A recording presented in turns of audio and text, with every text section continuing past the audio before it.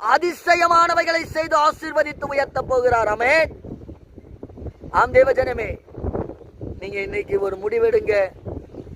சிந்தப்பட்ட ரத்தம் உங்களுக்காக, அவர் அடிக்கப்பட்டது உங்களுக்காக, அவர் காயப்பட்டது உங்களுக்காக.